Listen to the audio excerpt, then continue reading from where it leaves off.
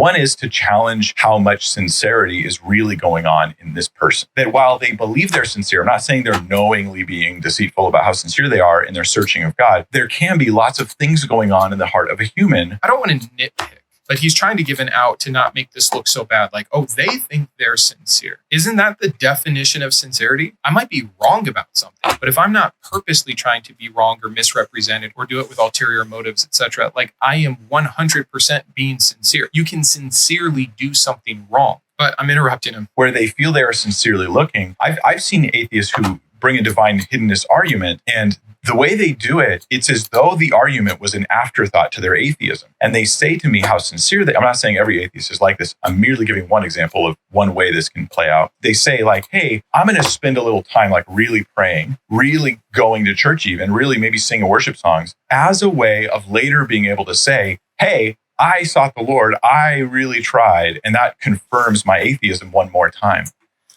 Okay, so that is... I mean, I don't want to call it bad faith. I don't want to judge his heart, but that's terrible. Okay. So there is bad faith in atheism.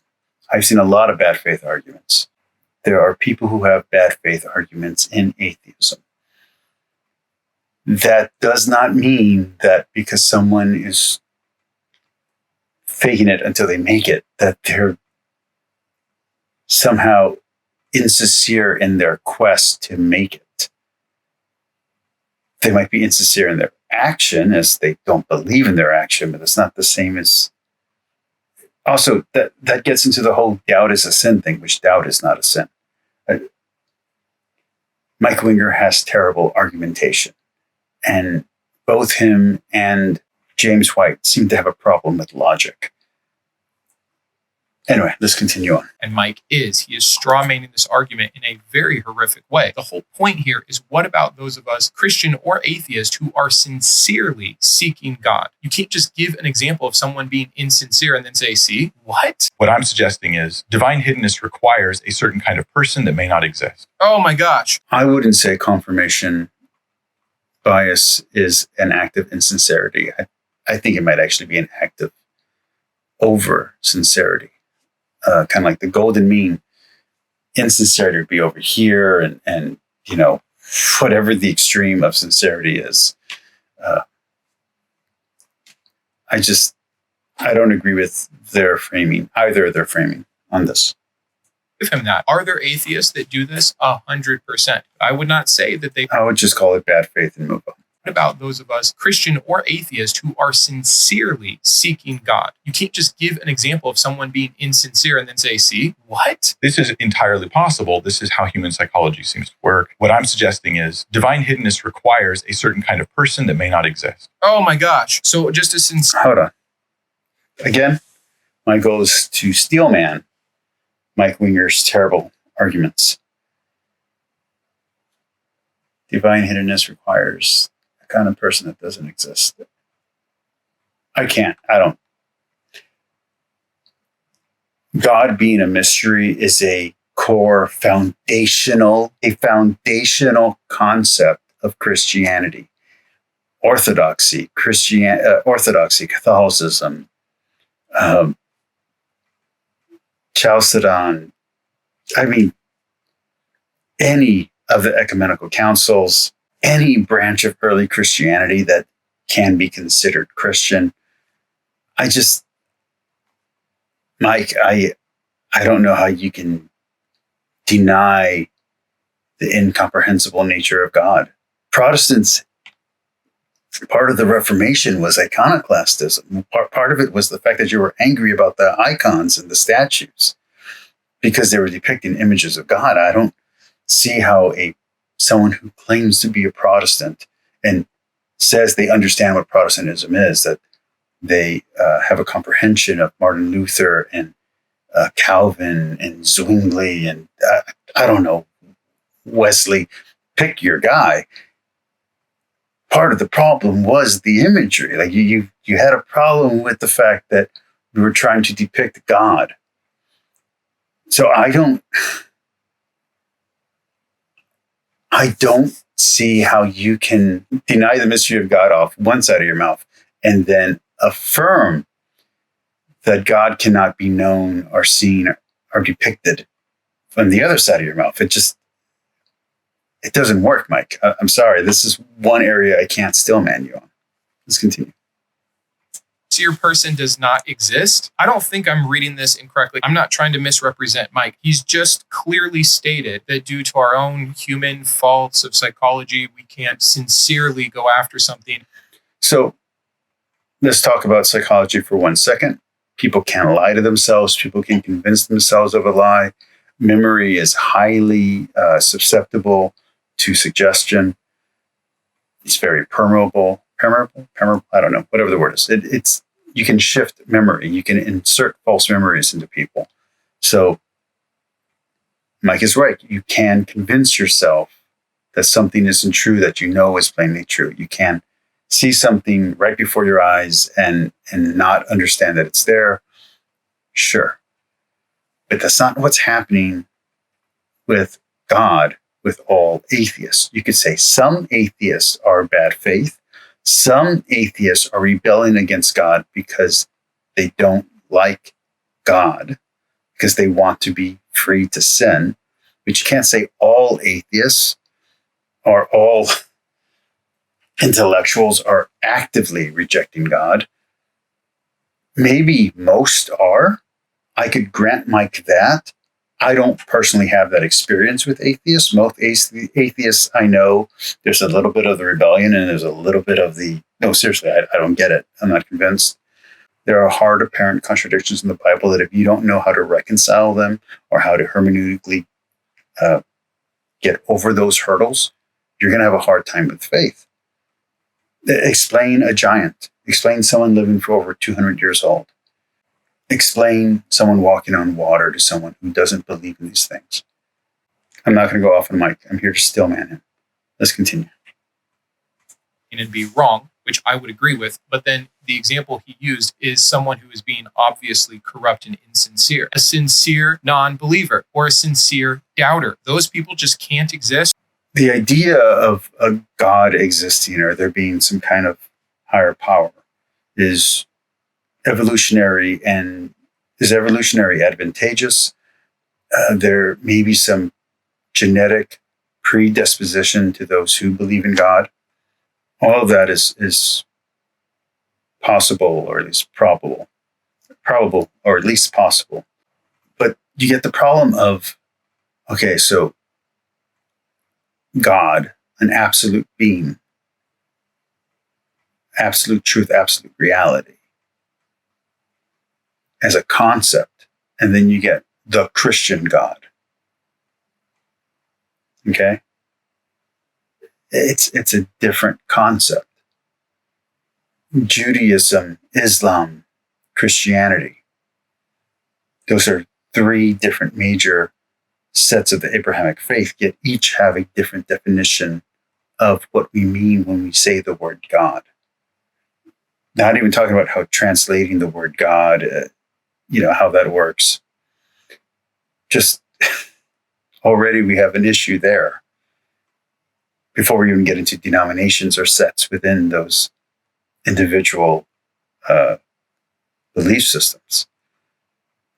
Then you have Hinduism, you have Zoroastrianism, you have ancient Mesopotamian religions, ancient Mesoamerican religions. You're going to get into a lot of problems here because you can say, okay, well, we can prove an ultimate being exists, but then trying to prove that the God of Christianity, the God of Judaism is true. The Judaic Christian God is true. And I think, or I fear that Mike is thinking that the only God that could be argued for is the God that Christians believe in. And as a Christian, I believe in that God. I believe he's the only God. But there's a lot of work that has to be done that Mike's just skipping over for a soundbite. And that frustrated me when he was talking about Catholicism. And they give their testimony that they did seek the Lord and they did find him. They did cry out to God and he did answer. They did open the word of God. They did start praying. They did start attending church or something like this. So God is talking to you right now. one of the things that Mike isn't mentioning, that only many will be called, not all. And out of those, only some will be chosen. Okay? Oh, sorry. Only many will be called, not all. And then of those, only some will answer the call. And then after that, only few of those will be chosen. And a great example of this is the wedding feast. The king has the wedding feast. He sends out his servants to invite them. They're killed, whatever. So he rejects the original people that he was going to invite, and then he invites strangers in. The strangers that come in, they answer the call. They come into the house. But there's one stranger who's not dressed up for a wedding, and the king kicks him out. And he doesn't just kick him out. He binds him and kicks him out and says to put him out where there's going to be wailing and gnashing of teeth. That means that even if you're called, you can still reject the call. And even if you answer the call, you can still be judged unworthy at the end. Mike's leaving that out. Seeking the Lord, and then their lives were radically transformed. And every one of those testimonies would seem to be an argument against this divine hiddenness thing. It's actually a bit offensive. Every atheist who says they're sincere isn't. They're just trying to prove their atheism, which doesn't make any sense. But now we're going to appeal to majority, which is an issue in and of itself. And which majority? All the believers who have sought God and found him. Me as a Catholic and Mike Winger as a Protestant both believe in grace. The idea of seeking God and finding him is problematic. God finds you.